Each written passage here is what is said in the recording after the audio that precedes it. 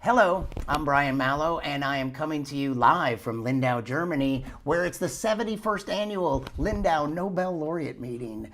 And it's an unusual meeting this year in that due to the COVID pandemic, it's largely in person for the first time in 2 years. But there's also a contingency. Some 100 young scientists from around the world are participating virtually online. But altogether, we have about 600 young scientists and 30 Nobel laureates. And we're early in this week that's all about educating, inspiring, and connecting.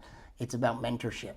And I am, unfortunately, on the plus side, the meeting is really being diligent about observing COVID protocols, and that's why I'm not actually at the meeting. I'm here in town, just about a half mile from the Inselhalle, where 600 young scientists are gathering. But I got a positive COVID test a couple days ago, so I'm quarantining in a hotel room. And for right now, I'm participating virtually with the hope that soon I will be clear. I feel a lot better. And so I'll be doing live interviews with some scientists, some on site and some virtual. And so joining me right now is, let's have both of us on there for a second, Mengfan Chu. And she is a first year PhD student at Ocean University of China. Mengfan, thanks for joining me. Hello, it's very happy to be here. And as we noticed before we started, there's a chance that we'll have internet connectivity issues. I'm at a hotel and you are coming from China and using a VPN to connect. But right now you look and sound really good. Thank you. So tell me about yourself. This year's meeting is a chemistry meeting. And I understand that you're not really a chemist, but you do some marine chemistry. You identify more as an oceanographer? Yes, I would rather call myself an oceanographer or an earth scientist than a chemist. But we do use some chemical compounds or chemical technology to do our research. Yes. Excellent. So tell me about that. What is your research? Okay. Specifically, my research is focused on the Hadal trenches, like the Challenger Deep, Mariana Trench, and the Japan Trench.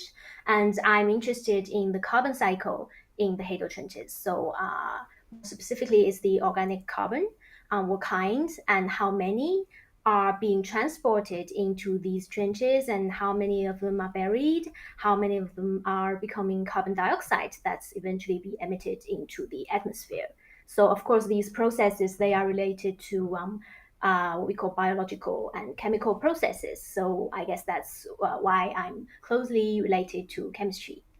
I'm going to ask you to tell me a little bit more about that. But first, the carbon cycle in general, to those of us who Mhm. aren't quite as informed chemically as you are, the carbon cycle. So I know that it's like carbon moves through, maybe you could give me a definition of the carbon cycle. How does carbon move through this cycle? Okay, think of maybe like a tree on land. No, it grows on land. It take carbon dioxide from the atmosphere, and when it dies, these detritus they get buried in the soil, or they get carried by the river, and they eventually goes into the sea and being buried in the marine sediments. So that's how carbon travel from land to the ocean. Of course, there's many other route, but this is what we call the river transport.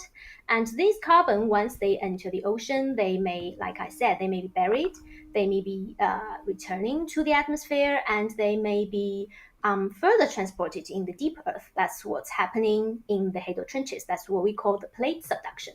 So once they enters into the deep earth, they may again return to the surface through volcanoes.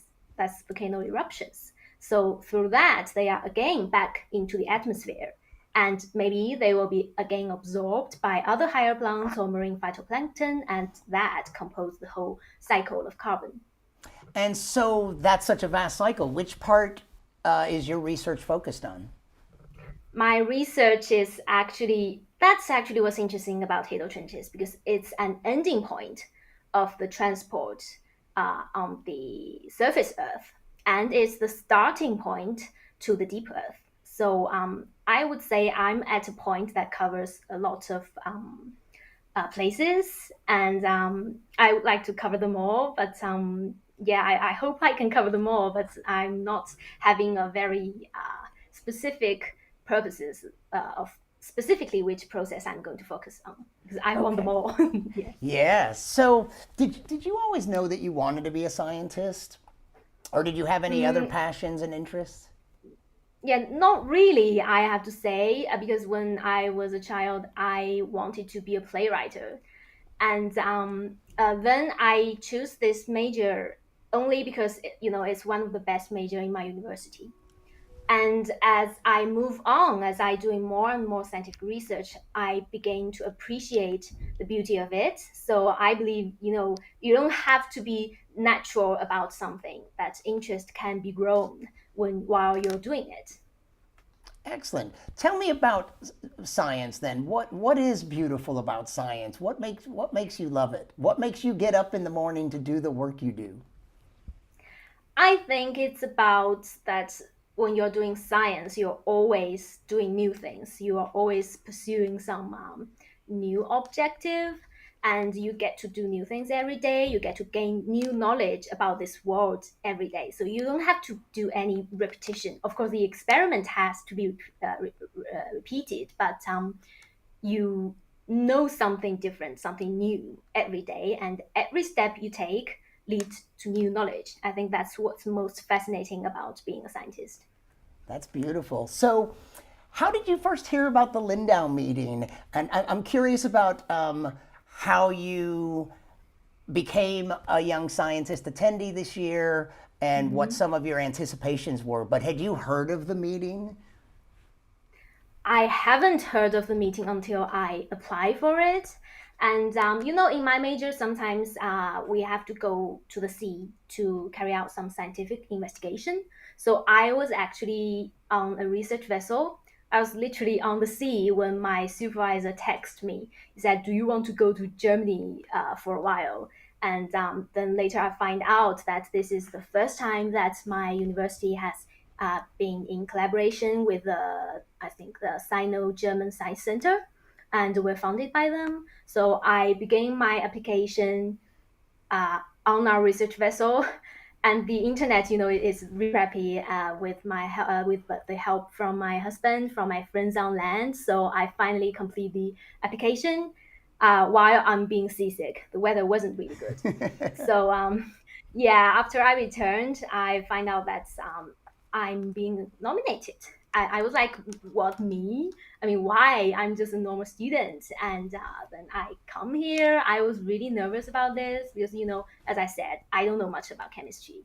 But after a day, after 2 days, I think, here in my time zone, I'm just getting more and more relaxed. I'm not nervous anymore. And now I'm just enjoying it. That's excellent. I was trying to remember. We hear this from the. You just said why you're just a student, but you'll hear this echoed even by Nobel laureates very often. Um, well, I remember one laureate, Dave Wineland, once told me that the young scientists tend to put the laureates on a pedestal, but that he's no different. And we heard this in an earlier talk today as well, where someone said, it's like, I'm no different from you. I'm not so special. I just did good work. And anyone can do work. Yeah. And there's a lot of luck involved if you're working on the right kind of problem and you have the right kind of Mm. breakthrough. So that's really interesting. So um, some of the motto for the meeting is educate, inspire, connect. And this Mhm. meeting is largely about mentorship of the older generation of scientists mentoring a younger generation of scientists. Coming up in your career so far, I mean, you're still a young scientist. You're a first year PhD student. Have you had any mentors that have been important in your career, and how did they help you? Yes, I think I'm lucky that both my master and my PhD supervisor is great scientist and very nice person, and one of them is an established scientist, and another I think he's still in his rising stage of his career. So, which I think is perfect. I'm very satisfied with that because with them, I get to see what you will be like when you are trying to become a scientist, what you will be like in different stages of your career. And they have both given me enough guidance. And I think I'm having a really good time working with them. And so it's early in the meeting. Today is Tuesday. Mm-hmm. And the opening ceremony was Sunday, and the real sessions really began on Monday. Mm-hmm. But what are some of your impressions of the meeting so far? And have you had any highlights? Yes, I think the most valuable memory would be, of course, the open exchange with the Nobel laureate. Can you And tell me like you said, can you explain what an open exchange is like? basically, it is that you can talk to certain Nobel laureate about whatever you would like to talk about. So whether it's about science, it's about career, it's about life, you're free to go. So I had this open exchange conversation with Dr. Martin Chelfie last night here. I think it's yesterday in Lindau. And I think it's just exactly like what you said. The most important thing is that we get to see what these laureates who we used to think they're gods they're gods in science world, but when you actually are engaged into conversation with them, you'll find they're just people. They are not only scientists, they are also husband and wives and father, sons. You get to see these, so you are not afraid anymore and you become more confident.